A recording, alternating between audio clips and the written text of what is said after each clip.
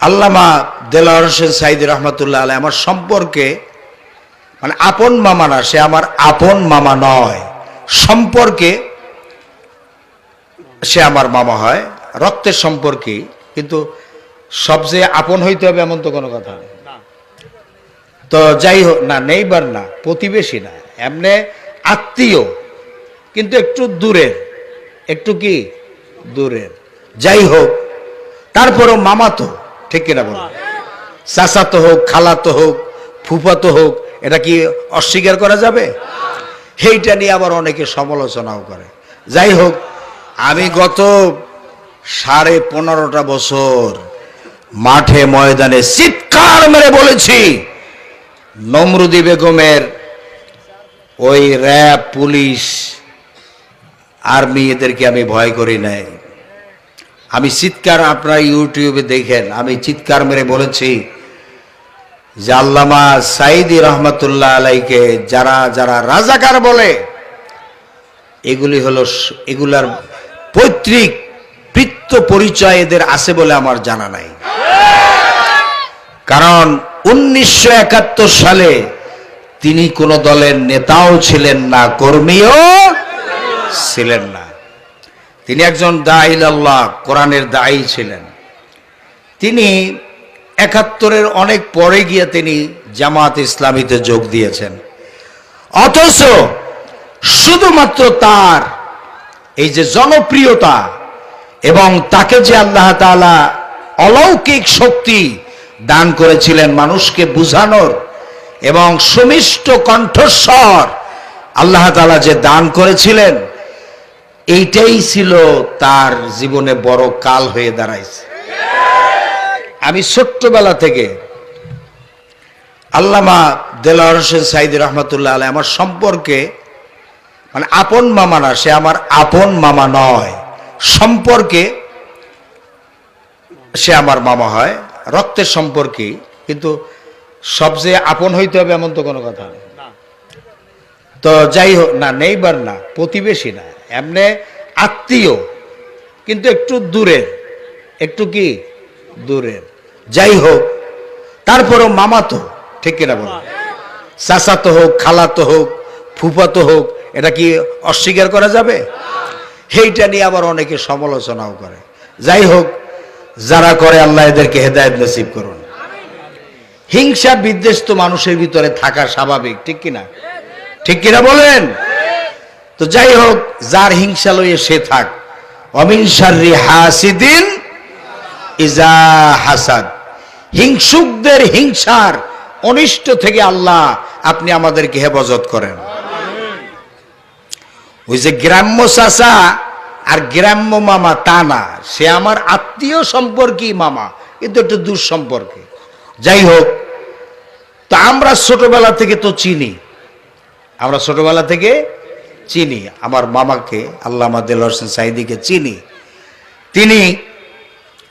তিনি তার জীবনে তিনি এমন একজন মানুষ যে তার লাইফে কোনো একটা স্পট বলতে নাই। চলনে ফেরনে, ঘুমানে, ওঠনে, বসনে, লেনদেনে, কথাবার্তায়, কোন ক্ষেত্রে সে যে আমার মামা বলে আমি তাকে মানে তার সুনাম বলছি তা কিন্তু নয়। আল্লামা সাইদি এমন একজন ব্যক্তি যার জীবনে কোনো জায়গায় কোনো একটা স্পট নাই, কোন একটা কলঙ্ক নাই। সুবহানাল্লাহ। প্রত্যেকটা মানুষের জীবনে কিছু না কিছু দুর্বলতা থাকে। 1999 সনে জনকণ্ঠ পত্রিকা, আমার মামা এই জনকণ্ঠ পত্রিকাকে বলতেন জঘন্য কণ্ঠ। এটা ভারতের রয়ের পত্রিকা, ঠিক কিনা বলেন?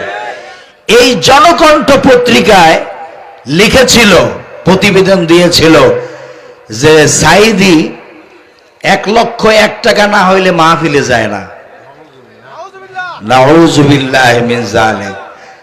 তখন আল্লামা দেলোয়ার হোসেন সাইদি রহমতুল্লাহ আলাইহি তিনি ঢাকা প্রেস ক্লাবে একটা সাংবাদিক সম্মেলন আহ্বান করেছিলেন। আমি সেই সম্মেলনে ছিলাম, সাংবাদিক সম্মেলন। সেই সম্মেলনে তিনি চিৎকার মেরে বলেছিলেন, বাংলাদেশের কোন বাবার সন্তান নাই আমার সামনে এসে সজ্ঞানে বলতে পারবে যে আমি সাঈদী 1,01,000 টাকা বা কোনো কন্ট্যাক্ট করে কোনো মাহফিলে গিয়েছি। এই কথা প্রমাণ যদি দিতে পারে আমি হাতে চুরি পরব, কানে দুল পড়ে আমি ঘরে উঠব, মাহফিলের নাম আমার মুখে উচ্চারণ করব না। তিনি বলেছিলেন, কই সেই চ্যালেঞ্জের মোকাবেলায় তো কোনো মানব সন্তান এসে দাঁড়াইতে পারে নাই। তো আল্লামা দেলোয়ার হোসেন সাঈদী রহমতুল্লাহ আলাইহি ছিলেন এরকম একজন ব্যক্তিত্ব। তো তাকে আজকের আমাদের থেকে বিদায় করে দেওয়া হলো। এই যে নমরুদি বেগম, ওনাকে যখন মানে নিম্ন আদালতে যখন ওনার বিরুদ্ধে ফাঁসির রায় দিয়েছিল, 2 দিনে 232 জন নারী পুরুষ শাহাদাতের নাজরানা পেশ করেছেন। কয় দিনে? 2 দিনে। কত? 232 জন, যেটা পৃথিবীর ইতিহাসে কোন একজন ব্যক্তির জন্য এতগুলি মানুষের জীবন দিয়েছে কোন নজির নাই, একমাত্র আল্লামা দেলোয়ার হোসেন সাঈদী রহমতুল্লাহ আলাইহি।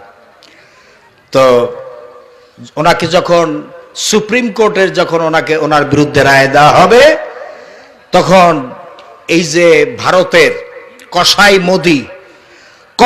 মোদির কাছে নমরুদি বেগম চিঠি পাঠাইছে যে সাঈদীর তো রায় হবে, কি রায় দেব? আদালত বাংলাদেশে এরা সাজাইছে নাটক, আদালত নামক নাটক সাজাইছে বাংলাদেশে, রায় চায় কসাই মোদির কাছে। এত আস্তে আস্তে কয় যে আরে ভাই একটু ঝাড়া দিয়ে ওঠেন না, নাহলে তো ঘুম এসে পড়বে। তো কসাই মোদি বলছে সাঈদীকে মারারও দরকার নাই আর ছাড়ারও দরকার নাই, কারণ মারলেও বিপদ আছে, মারলে কি আছে? বিপদ আছে। আবার তাকে যদি ছাড়া হয়, বাংলাদেশে এমন কোন ময়দান নাই, মাঠ নাই যেখানে আল্লামা সাঈদী আসবে আর ওই ময়দানে জায়গা হবে, এমন কোন জায়গা, কোন মাঠ বাংলাদেশে নাই। এজন্য কসাই মোদি বলেছিল যে তাকে মারারও দরকার নাই, ছাড়ারও। আমৃত্যু কারাদণ্ড দিয়ে তাকে জেলখানায় আটকায় রেখেছে 13 বছর 3 মাস।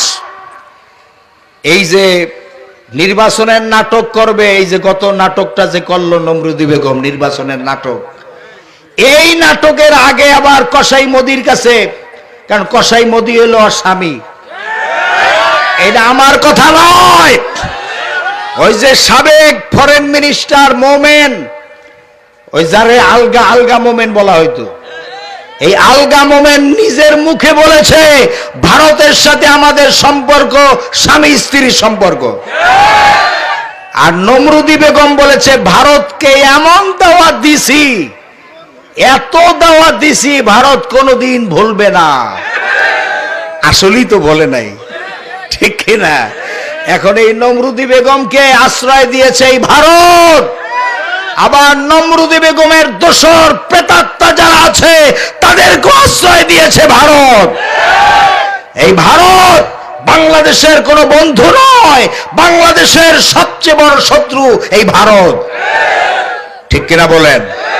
1971 সালে ভারত পাকিস্তানের সাথে যুদ্ধ করে এই পাকিস্তানকে যে বিভক্ত করেছে, ভেঙ্গে দিয়েছে, এর পিছনে আমরা তো ঢোল বাজাই আর কই যে হারে ভারত আমাদের কলজার টুকরা বন্ধু, আমাদের খুব উপকার করছে। এখন উপকার কাহাকে বলে, কত প্রকার, কি কি টের পাচ্ছেন না? টের পাচ্ছেন না?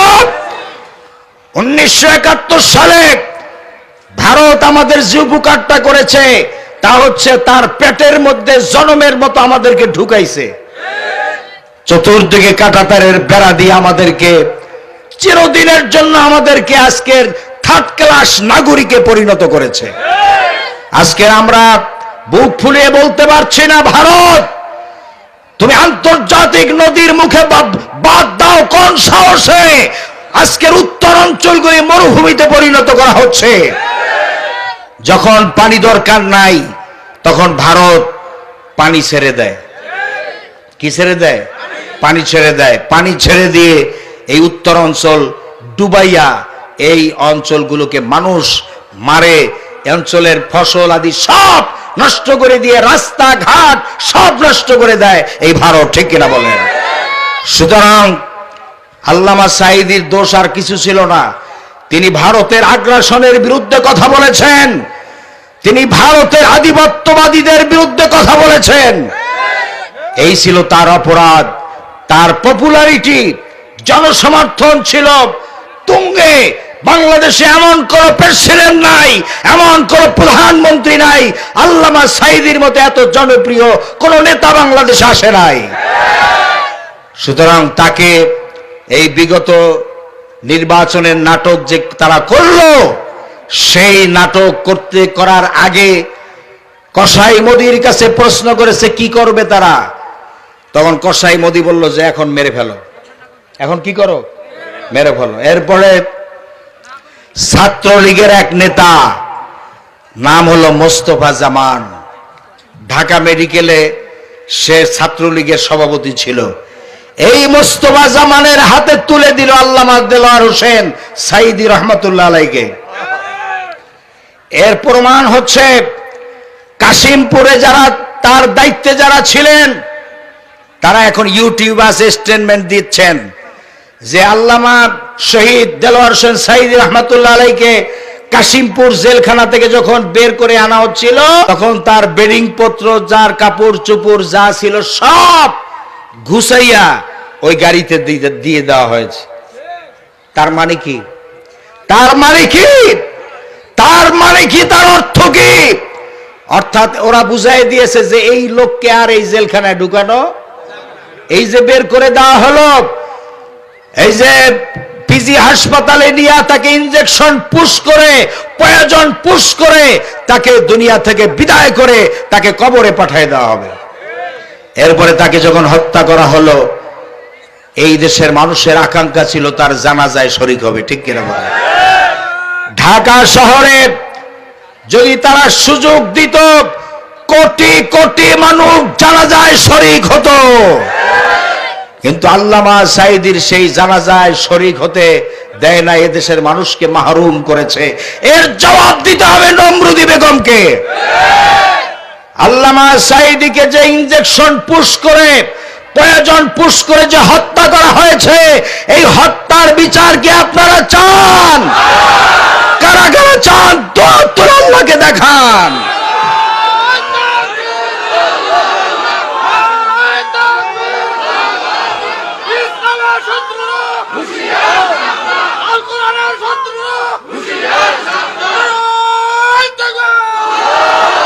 বলুন আলহামদুলিল্লাহ।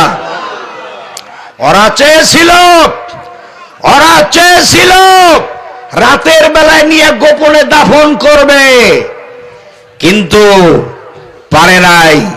পিজি হাসপাতালের সামনে হাজার হাজার মুসলমান গিয়ে জমা হয়েছে, পুলিশের সাথে তাদের যুদ্ধ হয়েছে। ঠিক কিনা বলেন? যে আল্লামা সাঈদী রহমাতুল্লাহ আলাইহির লাশ বের হতে দেব না, জানাজা না পড়িয়ে এখান থেকে, ঢাকা থেকে আমরা নিতে দেব না। এরপরে এক পর্যায়ে টিয়ার শেল, রাইফেলের, বন্দুকের গুলি এমন ভাবে নির্বিচারে করা হলো, এক পর্যায়ে তারা চোরের মতো এই যে লাশবাহী যে গাড়ি, এই গাড়িতে করে যখন আল্লামা সাঈদী রহমাতুল্লাহ আলাইহির দেহ মোবারক নিয়ে যাচ্ছিল, তো ভয়ের চোটে এমন ভাবে তারা গাড়ি চালাইছে, ওই গাড়িটা টায়ার পাঞ্চার হয়ে যায়, একটা ওয়ালের সাথে বাড়ি খেয়েছে। এরপরে কি করবে? তাড়াতাড়ি আর একটা গাড়ি এনে এরপরে আবার ওই গাড়ি থেকে আল্লামা শহীদ মাওলানা দেলোয়ার হোসেন সাঈদী রহমাতুল্লাহ আলাইহির দেহ মোবারক বের করে আবার আরেকটা গাড়িতে ঢুকাইয়া অতি দ্রুত চোরের মতো পালাইয়া কিভাবে র্যাব, পুলিশ, এদের প্রহরা এরপরে নিয়ে গেছে পিরোজপুর নেওয়ার পর 5 থেকে 10 কিলোমিটারের ভিতরে মানুষ দাঁড়ানোর কোনো জায়গা ছিল না। বাংলাদেশের ইতিহাসে এত বড় জানাজা দ্বিতীয়বার হয় নাই। সুবহানাল্লাহ বলবেন না? সুতরাং এরকম ভাবে বিরোধিতা করে, ষড়যন্ত্র করে ইসলামী আন্দোলনকে নস্যাৎ করা যায় না, জনপ্রিয়তাকে নষ্ট করা যায় না। আল্লামা সাঈদী রাহমাতুল্লাহ আলাইহির জনপ্রিয়তা দিন দিন বাড়তেই থাকবে, কিয়ামত পর্যন্ত বাড়তে থাকবে ইনশাআল্লাহ। আমার ভাইরা, এই মাঠে ময়দানে তাফসীর, এই মাঠে ময়দানে তাফসীর এই বাংলাদেশে হতো না। বাংলাদেশে হতো ওয়াজ মাহফিল, ইসালে সব মাহফিল, ওরস মাহফিল, জারি গান, যাত্রা গান, এগুলি হতো মাঠে ময়দানে। কিন্তু আল্লামা দেলোয়ার হোসেন সাঈদী রাহমাতুল্লাহ আলাইহির মাধ্যমে বাংলাদেশের তাফসীরুল কোরআন মাহফিল মাঠে ময়দানে চালু হয়েছে। বাংলাদেশের ইতিহাসে কিয়ামত পর্যন্ত এর সব তিনি কবরে বসে পেতেই থাকবেন ইনশাআল্লাহ।